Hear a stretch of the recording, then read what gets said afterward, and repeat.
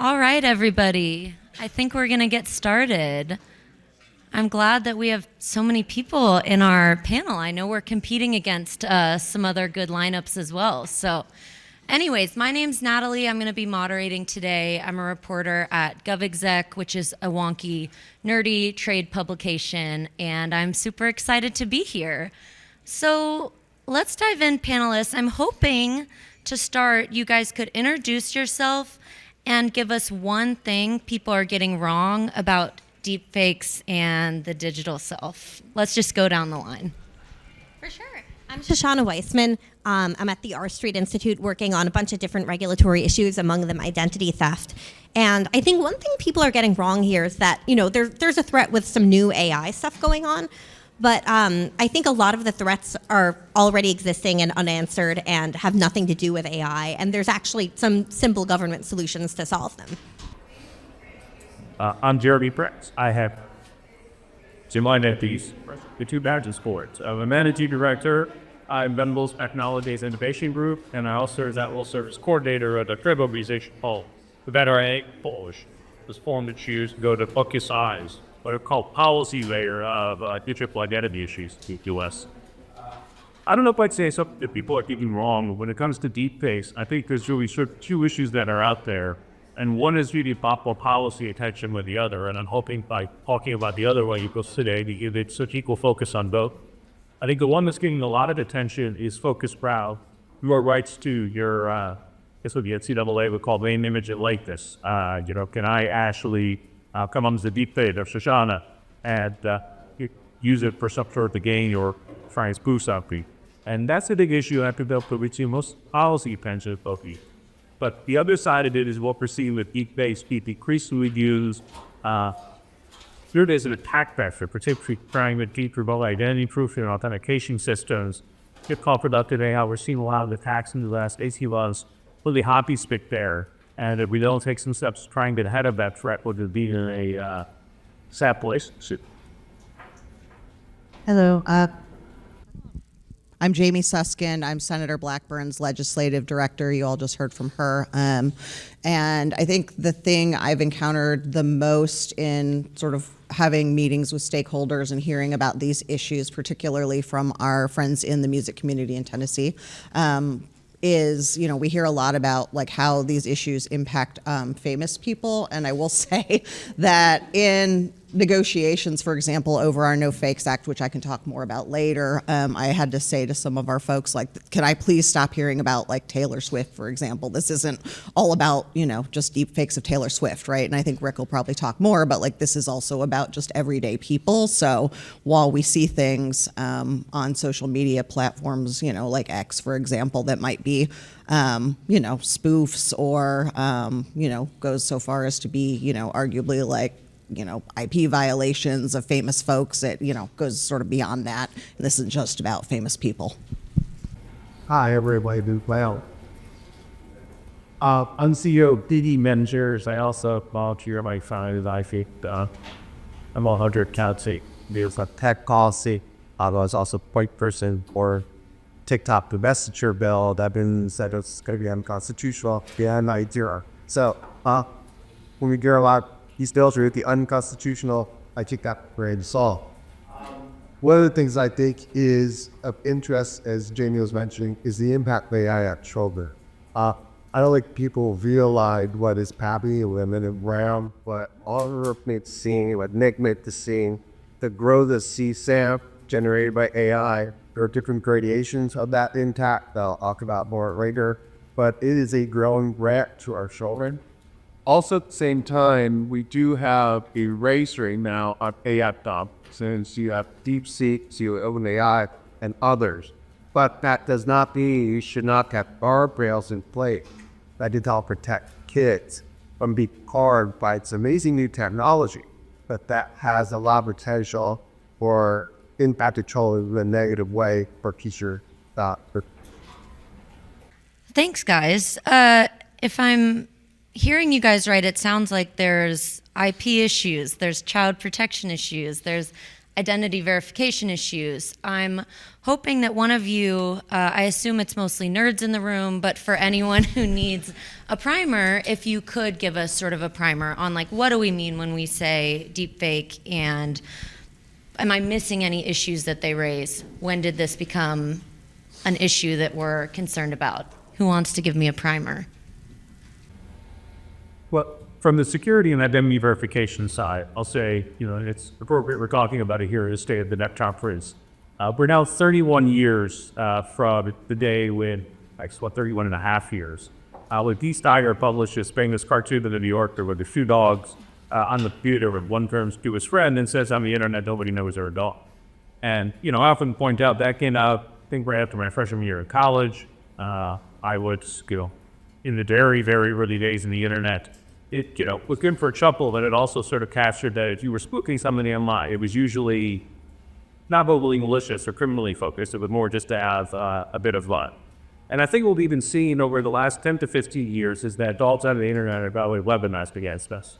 So that it is an anomaly when a major breach happens and it doesn't involve some sort of compromise of identity, either a compromise about the application, your passwords are cracked or phished, and then some of your NFAs get phish key stays, or the identity verification side where, we've long hung on to this idea that knowing 4 or 5 things about you, say from your credit report, means that I can see you, or we have so many breaches that hasn't been the case for a long time. In fact, most some banks I work with say somebody answers one of those malware-based verification questions too quickly, too accurately. It's a sign of fraud. So where do deepfakes come in? Well, one of the things we've seen more focus on the last few years has been the embrace of biometric technologies for remote identity verification. How can I maybe take a picture of my driver's license and take a selfie, or I'll do a video chat? What we're seeing with deepfakes is that pretty much any voice or photo or video can be spoofed pretty convincingly these days. And the other thing that really worries me is we're now seeing these guys being able to be launched at scale. So maybe 3 years ago, you see some interesting tools that were expensive to take a lot of customization. Now you see scalable attacks, which means that you can see adversaries. And we're seeing this from hostile nation states, including North Korea, where DOJ's and not a number of people who basically been flying to remote IT jobs, changing their face to look like somebody who might not be North Korea, and then using the proceeds to fund their weapons of mass destruction program, and also getting all of the secrets about some of these companies as the remote admins. So I think at a high level, what's really shifting right now is that if you can't trust who's who online, we've really been able to do it quite well. But now we're seeing attacks on some of the things that we thought we could trust, like voices or videos or faces, going into overdrive for scalable attacks. That's a problem with policymakers need to be thinking about, the government needs to be thinking about, their partnership with industry. How do we anticipate where these threats are going over the next 20 years, and how do we start to think about policies and technologies that can enable us to get at it? I think that's a good segue to Jamie. I'm curious if you could talk to us a little bit about Senator Blackburn's approach and what we might expect Sure. during this Congress. So I should know better than to predict what we'll expect, right? So, I don't know. So my boss she's on the Senate Judiciary Committee.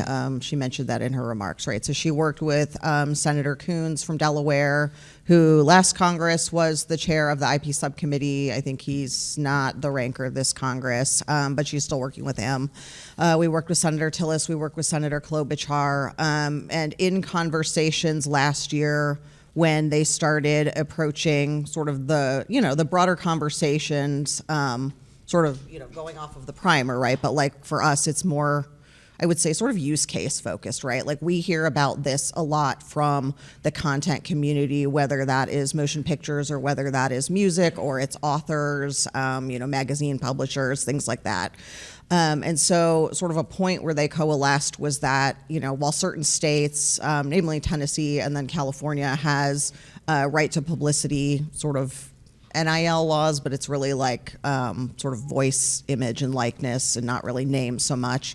They have them, but there was never a national right to that, right? Obviously, we have copyright laws that have, long been in place and constitutionally so, but we've never sort of had a right to publicity. So they worked together and created the No Fakes Act, which is basically creating a nationwide right to publicity in sort of response to the rise of generative AI and its impacts on content creators all over the country. So that is one that they have worked on. I know there have been other bills in this space that we have been a little sort of less in the weeds on, but Senator Klobuchar and Senator Cornyn had worked on the SHIELD Act, which I know was intended to deal with the sharing of non-consensual images online. Similarly, I know that Senator Klobuchar and Senator Cruz had the Take It Down Act, which similarly was working to criminalize the non-consensual sharing of imagery online and to get folks to actually, as the name says, right, take it down.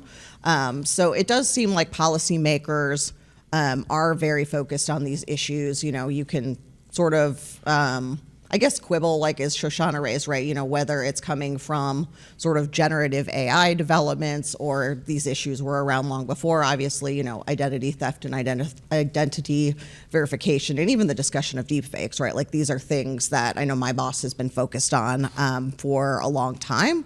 But as I said, I think that this is something that just in recent years, our content creators have really sort of started raising red flags about, and just that they don't know what to do and that it's out of control. So again, I don't know how to predict what happens this Congress, but I think we will soon be reintroducing the No Fakes Act. And so, coming soon, I think, to congress.gov near you. But we'll keep having the conversations. We were going to be having an event that unfortunately got snowed out here recently, not today, but about these issues with Senator Coons, and there was just like a huge response from folks who wanted to talk about it. So, it seems like folks really just want to hear what policymakers are thinking and try to think through different solutions. Not saying that any one solution is sort of the thing at this moment, but let's sort of put things on the table and see where we go. If you figure out the whole seeing into the future thing, let me know. Exactly. I'm curious how, if at all, the child safety issue area intersects with this. I know a few of you have worked on that. Yeah, no, thank you. Jeremy said, what's the big change is the ability to manipulate video and audio at scale. But it's not just the scale, it's the targeting as well. That was one of the concerns on the TikTok issue. Everyone says, well, everyone collects data, and there's all these hacks and information is out there. That is correct. Everyone collects data.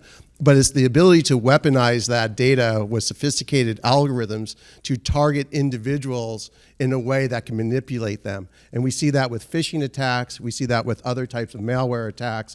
And for a child safety perspective versus a national security perspective, we've seen a rise in is sextortion.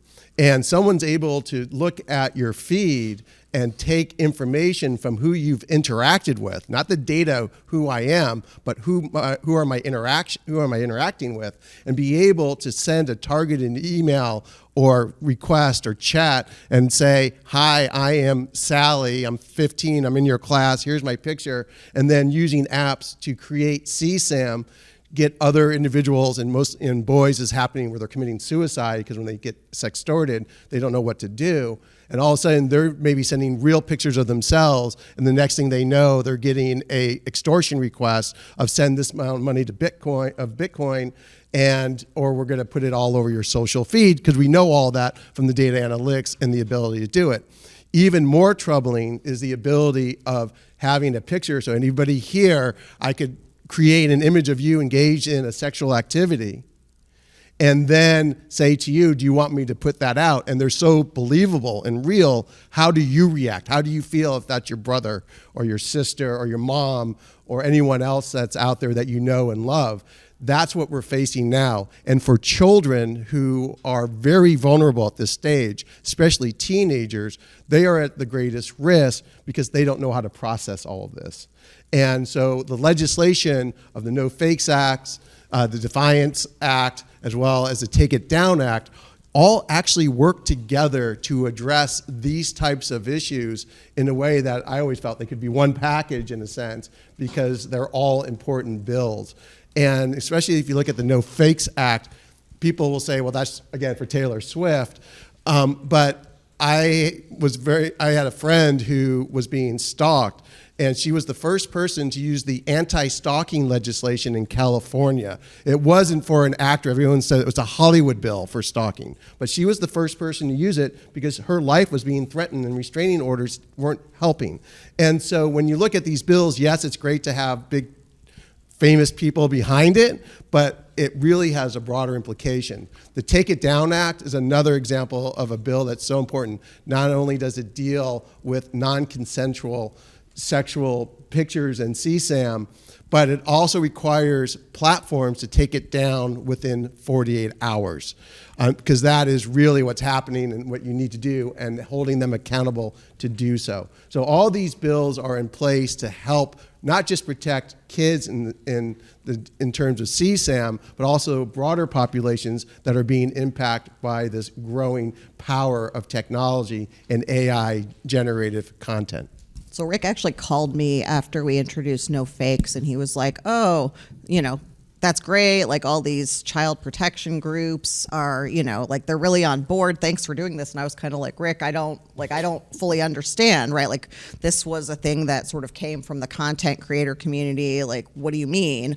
And he said, no, like, this creates basically, a right because we made it bigger, right? It didn't just apply to famous people or sort of like public figures. This applies to everybody, and therefore it gives everybody a recourse. And as an example, some of my friends know, but like my kid is like a kid model. And so like I manage all her stuff, or like her Instagram account is locked and like she does it for companies. But like, if someone swiped her thing from an ad and were to use it for that, like I would want recourse. I would not be thrilled if somebody took a photo of my kid and morphed it into something terrible and then used it, So I appreciate that, not just No Fakes, but like that there are other conversations about what to do here.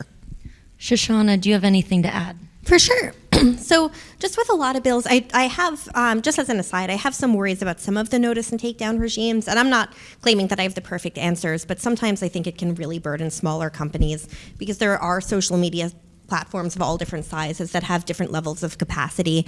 And then also the heckler's veto issue. I think that some bills have done better than others. It's been a while since I've read all the different takedown regimes, because I once did go through and try to figure out the best way to go about it, because that's a normal thing to do.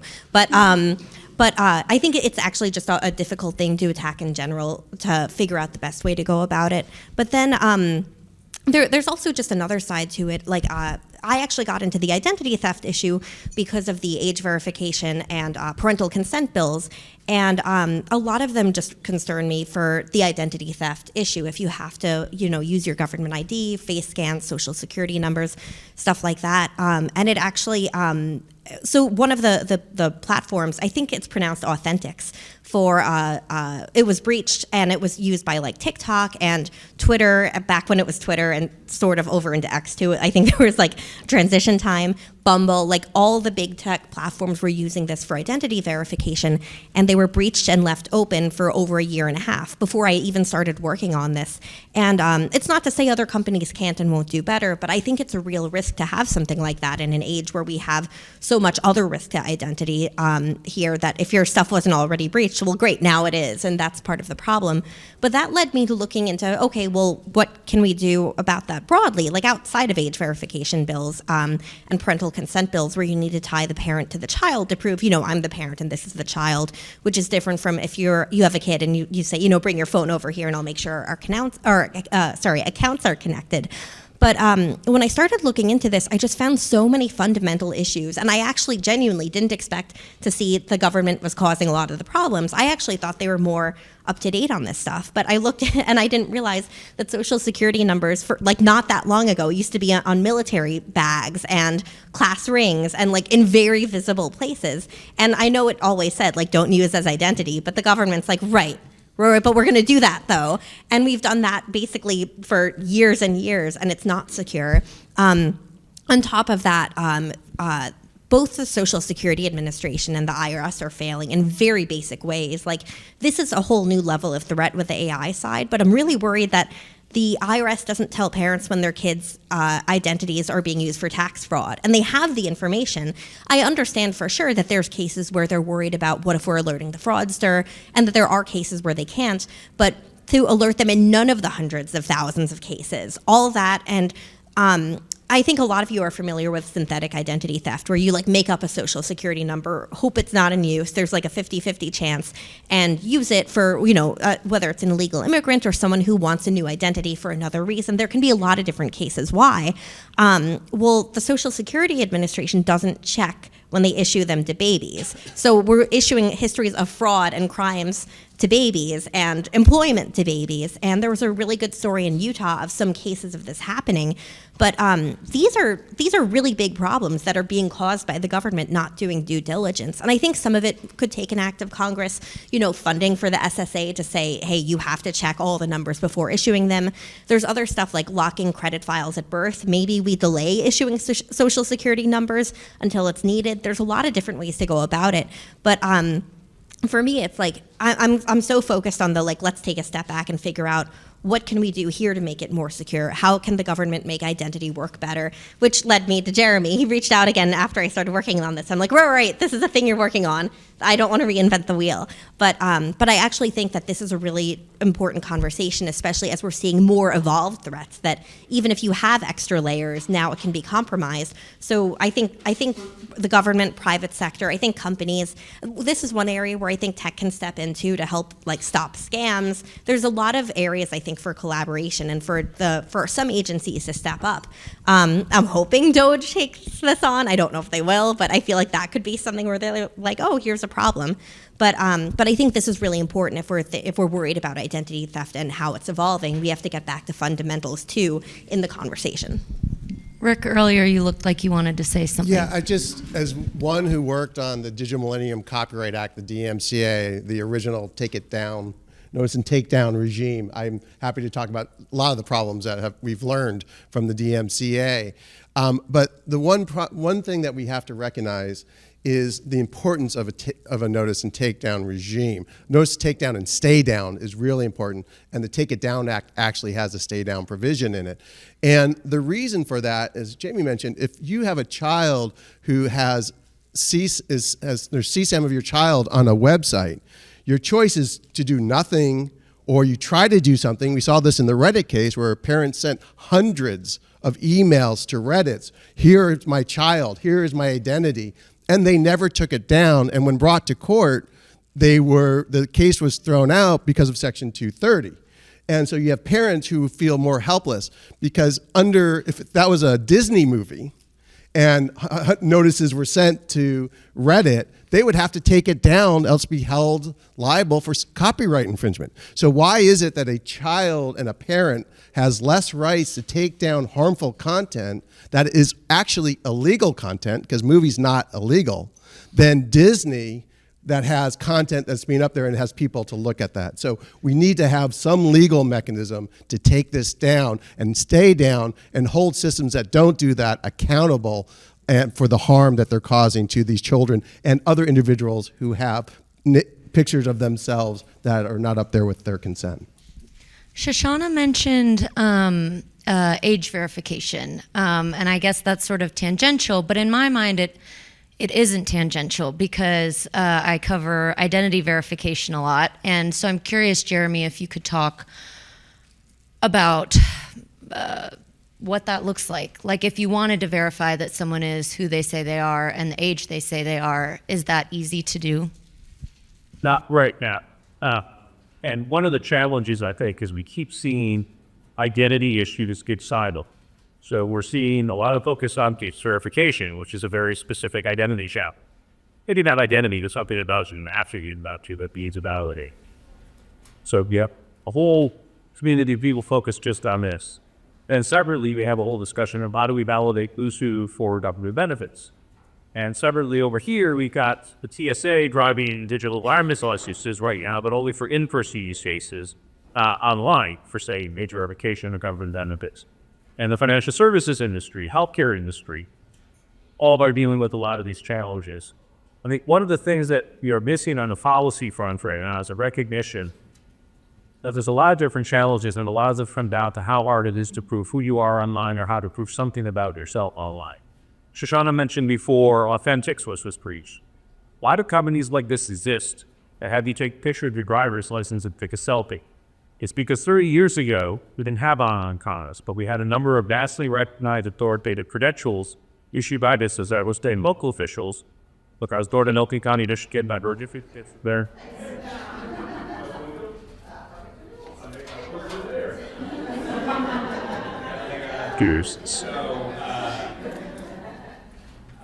So she knows where her certificate comes from. We, the same place. DC gives you a driver's license, the federal government gives their passport and social security number. I can take any of those paper credentials into a bank, to a government office, to a hospital, through who I am. There is no digital counterpart that goes online. And the failure of government as we have transformed from physical transactions into a world that is more digital, to come up with some sort of a way, to bring those credentials to the digital world, is basically about inspiration on this entire codicy experience, companies that are trying to guess what way the government bills are. Now, some of them do it relatively well, but even the best ones are maybe 90%. The core idea of what we proposed after Barry and the coalition's policy blueprint was published back in 2018 was, why can't I just ask the government who knows something about me to vouch for me? 6 months ago, I'd go to the DC DMV to renew my driver's license. It's a real ID driver's license, so there's some extra things that go with that. And I'd get a plastic card out of there. Now, how if I open a bank account online next week? Wouldn't it be great if I had a digital counterpart for that, stored securely with a wallet on my post? Few states are doing this, by the way. It's really only with the TSA use case. Why can't I ask the government to vouch for me?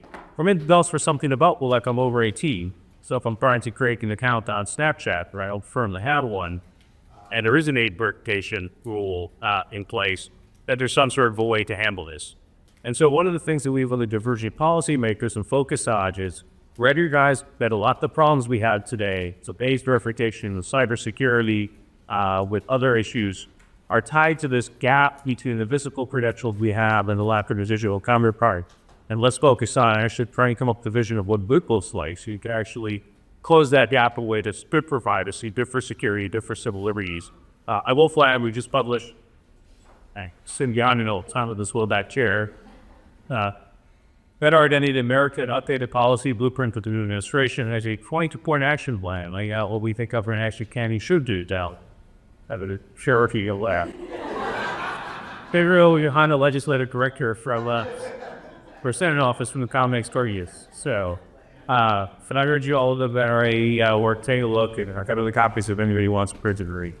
Old school.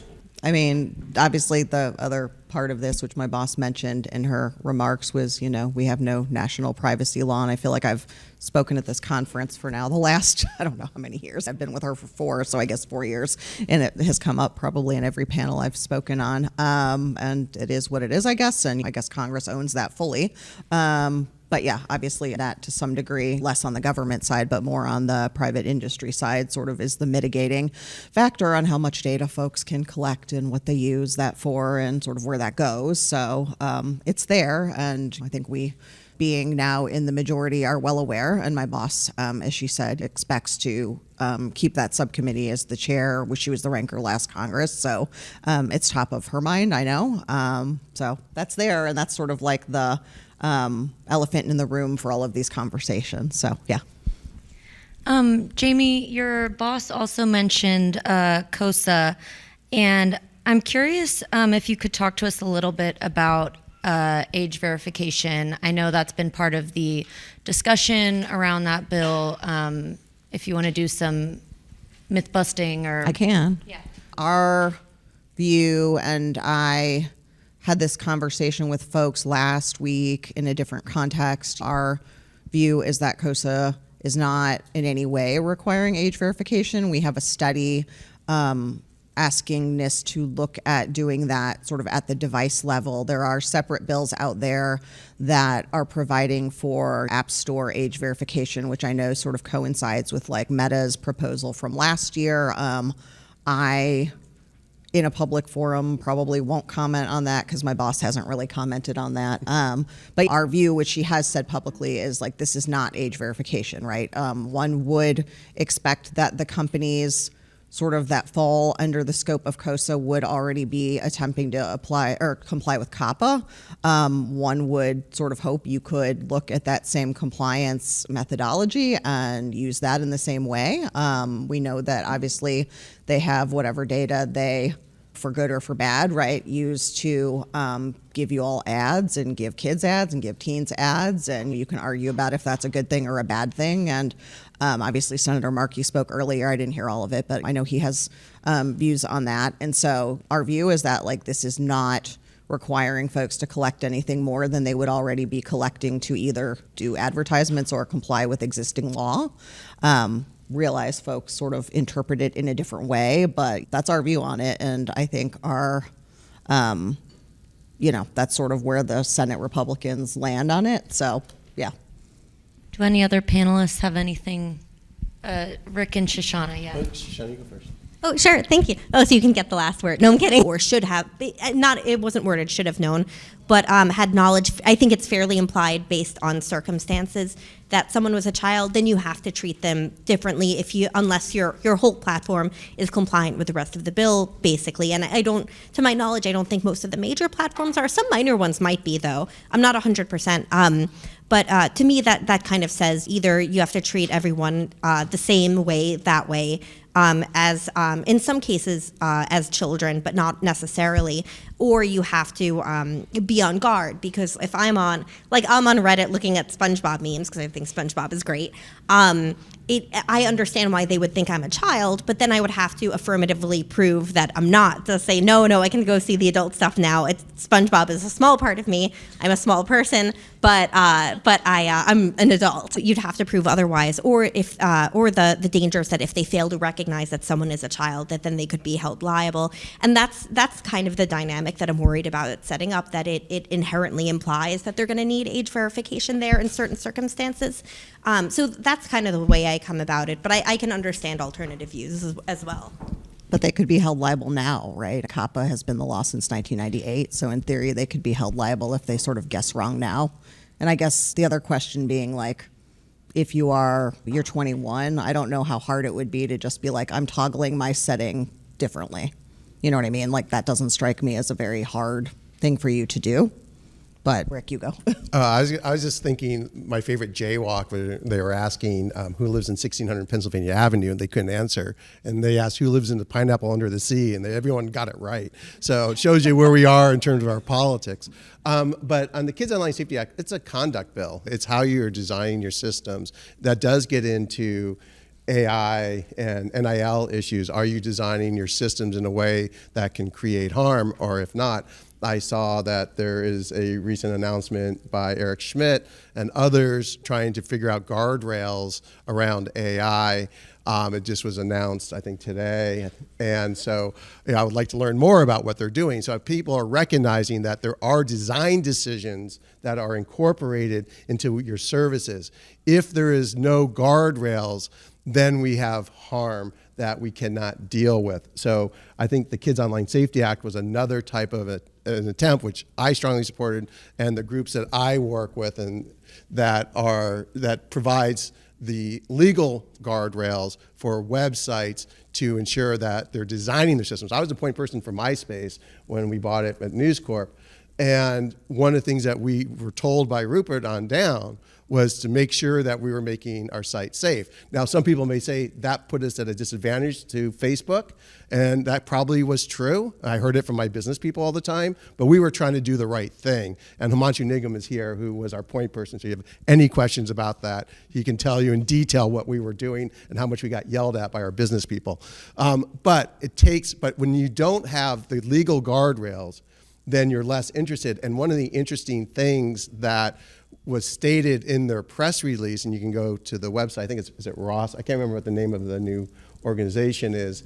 But they say that many companies it's too expensive for many companies to implement child safety regimes. And I'm thinking, well, that's the problem, that they're looking at a cost benefit because there is no cost for not implementing them. And so we have to change that dynamic, and that's what the Kids Online Safety Act did. Jeremy, Do you have anything to add? I just want to add one thing, which is I talked before about how we're bullish on things like mobile driver's licenses that are emerging, how I'd be able to help you a tool to give people better choices to prove who they are, something about themselves online. But I did want to add one thing we really don't want to see is something that would make that mandatory. We don't have national ID in this country. There's a lot of good reasons for that. Our whole point is we shouldn't be freeing new systems. We should be leveraging the ones we already had and disposing the gap between physical and digital. Also, one of the things, and this is the coalition of phishing, but that I worry about, is if you get into something that is mandatory with ID, this what don't happen. It's actually a little stunning to me, or was stunning to me, as I started to study this a few years ago.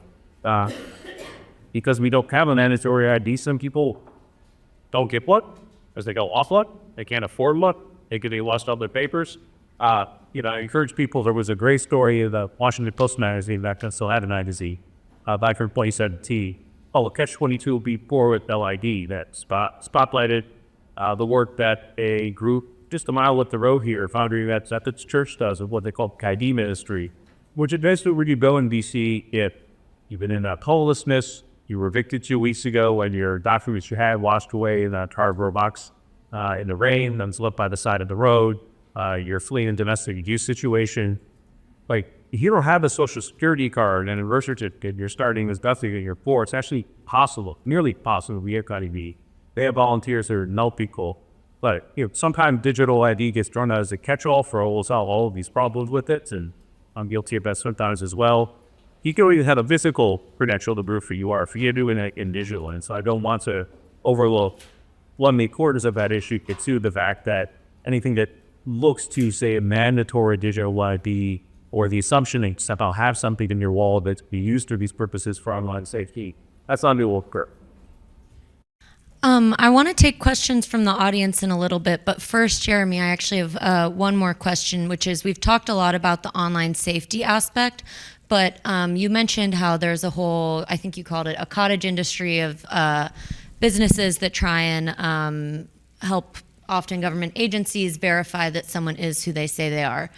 Often that looks like a picture of a driver's license and a selfie or a biometric. How are deepfakes affecting those types of companies and that type of system, which, as I know from my reporting, a lot of government agencies rely on? Yeah, so I think the issue is if you're relying on somebody to be submitting a photo or the selfie match doesn't work, you go to a video chat, they call a trusted referee, you're now seeing very convincing, very scalable attacks on those systems. And so the challenge, and I ought to say as well, a lot of those companies are also investing in what they call IBIS detection technology. It was focused initially on 3 years ago. I was trying to spoof one of those systems. I probably make latex mask that was a poor quality version of what you see in Mission Impossible. Now nobody's messing with those anymore. They're relying on what they call ejection attacks, where I will basically say bypass the camera on this SPO with something that is ejecting a digital English directory in, or maybe do something that emulates a phone. And that's becoming a lot harder to solve. Well, there are some companies that can have some ways to try and detect it. My concern is that we're going to need a arms race with adversaries on this, and what that's good for making Woozy. In that the idea that the way we'll stay on top of deepfakes is to ensure that every company and every government agency has the best live detection technology placed at every kind. We can't even get people to figure out basic MFA in most companies, which is still where every breach happens is a compromised password. So that's Lucy. What we're excited about mobile driver's licenses is that the one technology that AI can't spoof, AI can spoof my voice, my photo, my video. It cannot spoof public key property. It cannot spoof possession of the private key. And so just as we've seen in the authentication space, where we got ahead of some of the phishable NFA modalities, like an SMS code that can be phished or a push notification. People are embracing FIDO standards, passkeys, which are based on public key cryptography. We're now also starting to see that things like driver's licenses and other digital countercards hide your possession of a private key stored in secure hardware on your phone. AI can't spoof that, at least not to when they're AI or quantum computer 10 years, and then I don't know what we're going to do, sit on now as a machines. So I do think, and probably bubble T technology, the aerial technology, it's been used for about 30 years, but I think it's got to become much, much more important as we look to guard against deepfakes in the identity and cybersecurity. All right, I want to take some questions. Wow. The man in the back, you flagged me before, so I feel like I have to let you go first. There's a mic next to you. Sure. Thank you, Natalie. Alex Howard, longtime reader. Great reporting. Nice to meet you, finally. You too. And nice to see some of you I know and some of you I don't yet. I've been coming here since 2010, so it's like Groundhog Day. And until enough senators see their data shadow, we'll keep living in data winter, right? Like we'll keep being stuck without a privacy bill. And I feel like there's two things I wanted to ask about. One is that there was a non-consensual intimate images bill that was in the NDAA. It was the one that was unanimously passed by the Senate. Is there a prospect for that to be brought up on its own before in the House in your assessment? Because that seemed like we had an opportunity to get that on the books as a recourse for women who've been targeted, who've been the #1 issue so far for I've seen in AI. It's not political uses, it's non-consensual revenge porn. And the second is that I actually got my PIN from the IRS recently, and I did that because I needed a file, and it was only there, and I had to go to the website, and I had to use a vendor, ID.me, who many of us have been seeing developing for a long time. And they're the only vendor that can do this for our government right now, for that high level of access. Is that a problem to be relying on that one vendor? Should we be investing in login.gov as a country and following through on the policy idea from last year where people can use themselves and a public key at a post office if they can't make that system work or they do not want to use it? Because he said nobody has to be forced to use things. But I had no choice other than to use my ID.me account with the IRS, and that's true for every other American who uses direct file, which is still running and now in 25 different states, contrary to what you might read online. I also have feelings about ID.me, but that's fine. Had to go through that process, and if you ever want to talk about direct file and it not being legal, we can have that conversation too. Yeah, I don't have an answer. I think it was the SHIELD Act that was an NDAA, if I recall correctly, and I don't recall, sort of, just because it's not one of my boss's bills, I don't recall the back and forths on sort of like where things went. Like, I think they may have maybe combined part of it with Take It Down in this Congress. And so I feel like that is I don't know, I defer that to like the Klobuchars and the Senate Commerce Committee. I just don't know. But I agree with you. Like, I think that is an important thing that we wouldn't want to see sort of drop. I know Take It Down was in the initial CR that was circulated like back in December, and then the CR was pared down. So it was just a weird procedural time, I think, for everything, sort of tech and non-tech. So we'll see. Again, I think people realize that these are important issues, and so I'm hopeful that things will move. But again, I have no ability to sort of predict what comes out of our two chambers these days. If you want to start us off on ID.me too, feel free. Yeah, well, also, there's been a narrative that has certainly helped us some of our efforts to make more progress on digital ID during the Biden administration. Now, this is a debate equally private vendors like ID.me or the government doing like Blogger. I think you're both wrong now, in that the user experience, when I show up at a government site to try and get a government service or do something with my access, should not be, we're going to put you through a whole digital version of the crappy process you went through at PMP, with the crappy process you went through at the post office to get a passport. It should be, oh, I had the digital counter card, and I didn't use it, just had that agency vouch for me. And so I think we've gotten a little astray on this topic because, there's nothing about government services that should have to go through a digital version of something the government all nation go physically. Login is largely to try to recreate what IDEs already built to date, which seems to be like a lousy vision. IDE exists. Part of it is my fault, as you know, because they were one of our pilots back around the headstick program for the Obama administration. 15 years ago, Bob, we're the last time we had a digital identity strategy in the U.S., and not the one I think we should embrace going forward.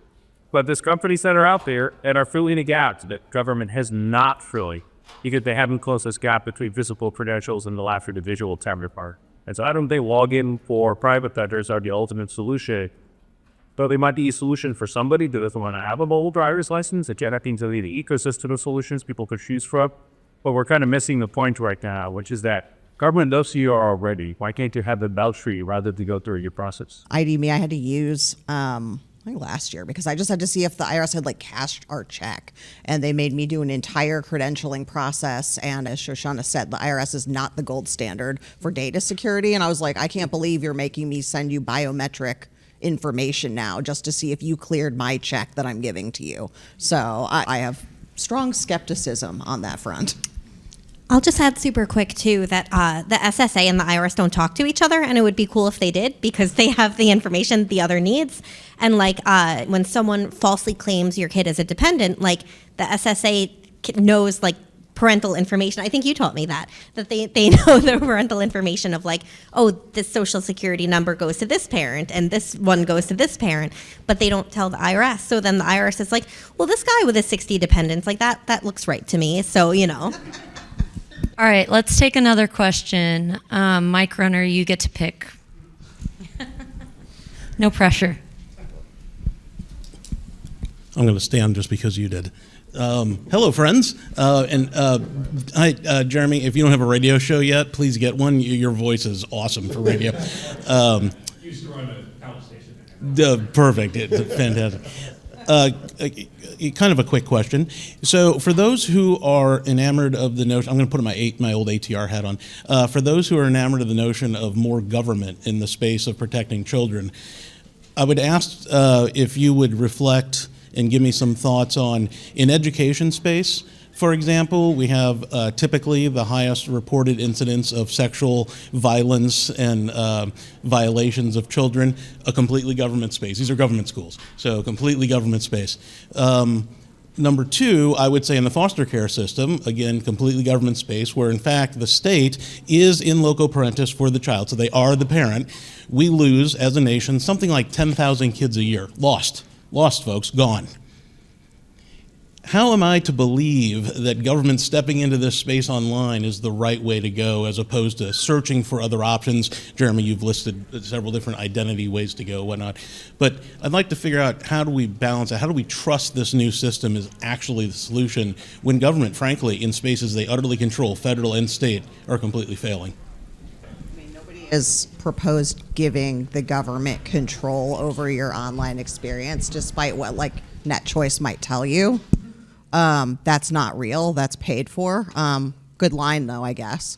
There's a difference between creating a law that sets up boundaries and gives parents the ability to control their own family's experience and saying we're creating a state-run foster care system. And I'm sure that we could find you plenty of statistics about the number of children who have been sex trafficked online or who have bought fentanyl and been killed online. So, I mean, if you want stats, I'm sure we could find you stats on that as well. But it's not apples to oranges. Like, you're trying to set up a completely false comparison. Like, it's not the same thing by any means. This is not us saying the government should run the internet. This is people saying that companies like Meta and Snapchat and TikTok, frankly, who are, marketing specifically to children, should then take some responsibility for the product that they market to children.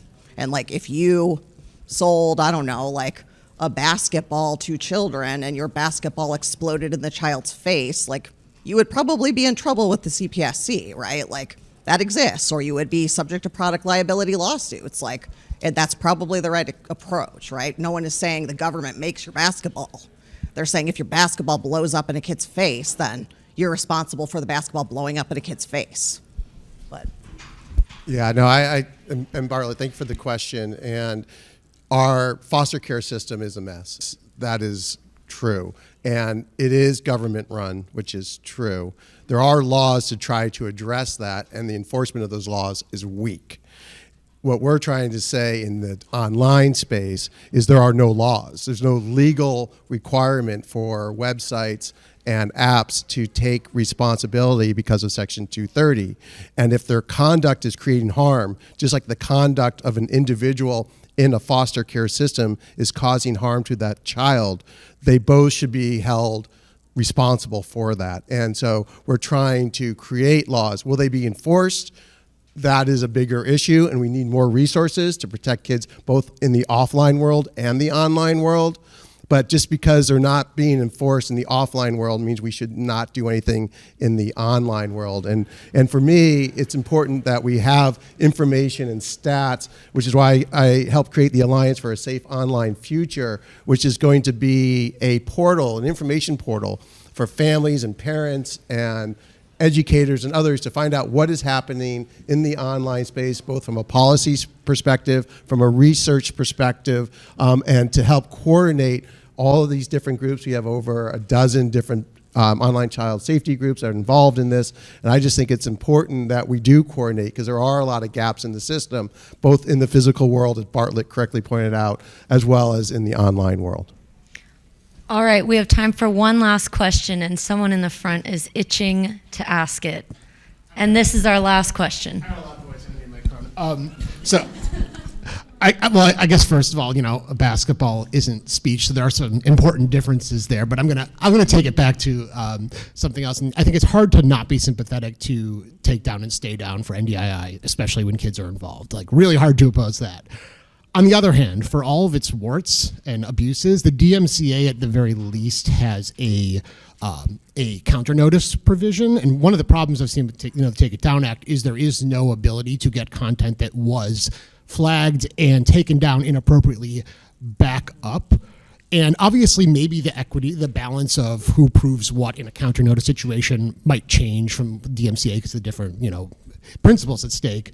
But, how do we balance that, kind of take down versus put back up? I mean, I can't speak to Take It Down because we're not, she co-sponsored it, but we didn't draft it, so I can't. On the no fake side, we had several conversations with stakeholders about sort of like, what is the time period, and do you allow it to go back up, and then do you allow it to come back down, and like, is DMCA the right model? I mean, so I'd have to grab the bill text and see exactly what sort of numbers we settled on, but like, yes, we allowed for putback, sort of recognizing that, there is like, right, there's constitutionally protected speech. You can't just yank it down necessarily. But, sort of on the broad brush, right, like I can see that if it's something like non-consensual sexual images, the interest in takedown is stronger than the interest in put back versus if it's like a song. You know what I mean? So like understand that like DMCA as written may not be the right model, like cut and paste. So, yeah. And I would just add, CSAM is illegal content. Unlike a movie or free speech, which is legal content that's being illegally distributed. So there's a big difference there. With CSAM, it's both illegal to have, illegal to create, and illegal to distribute. But that's where, again, the conversation of let's keep it off the web. But the other thing that's missing in all this and every bill is, and someone was making a comment about the dog behind the computer. Actually, Congress and the policy of the Clinton administration addressed that issue. It was called Who Is behind the website.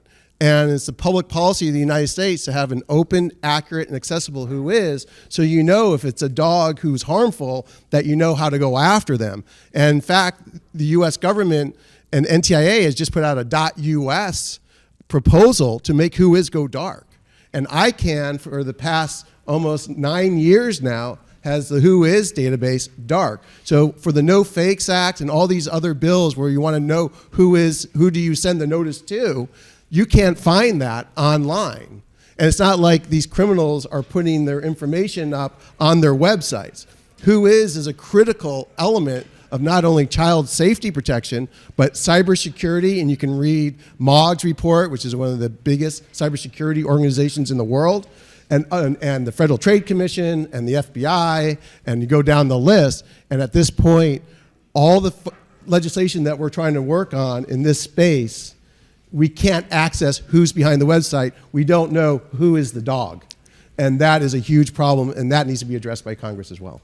Well, I feel like we could keep talking about this all day, but unfortunately, we are at time. So thank you to my panelists and to the audience.